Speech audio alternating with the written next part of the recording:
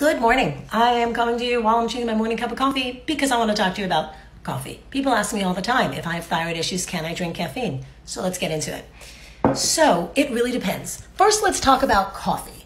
Coffee itself is not bad. It's not the boogeyman. In fact, there's a ton of studies that show that coffee itself is actually quite good for you. It's got all kinds of antioxidants.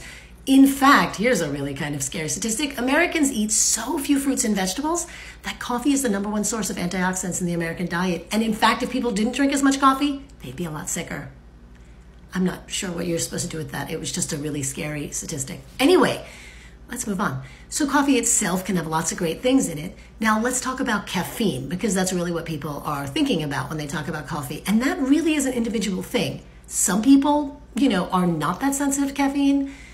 Some people are super sensitive. I can't have a ton. What I'm actually drinking here is 2/3 decaf, 1/3 calf, because I love the taste of coffee and all the other health benefits, but I actually can't do that much caffeine. So I do like 2 cups like this, and they're kind of big. So it's probably like the equivalent of 1 big cup of coffee, or, whatever, 12, 16 ounces of actual coffee, caffeine-wise. I'm really sensitive to caffeine, so I cannot drink coffee after noon, maybe 12:30-ish.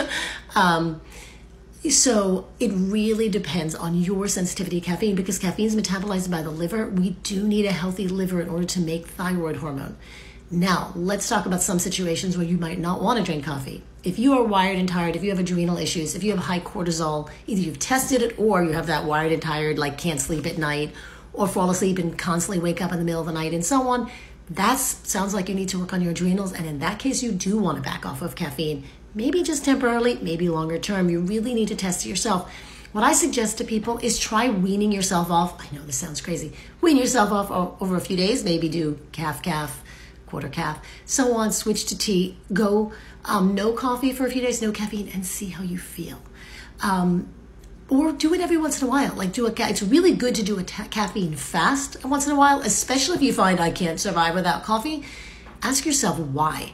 And really work on the other end of the day, and that is getting to sleep. Coffee's never going to be a substitute for sleep. If you really are not sleeping deeply, not sleeping well, and using caffeine to get through the day, that's going to kill you. Your adrenals, totally overwork your liver, totally overwork your thyroid. That's never a good thing. So what I was saying, again, caffeine itself, not bad for you. Seems to actually help with focus, especially if you have ADHD. The coffee itself can be really good for you, but make sure that your body can handle it, whether that you are in a good place where the caffeine is, just a bonus, or the coffee is a bonus and not what you're relying on. Now, soda, horrible for you. Other forms of caffeine, horrible. We're only talking about the good stuff, and that's the coffee or tea.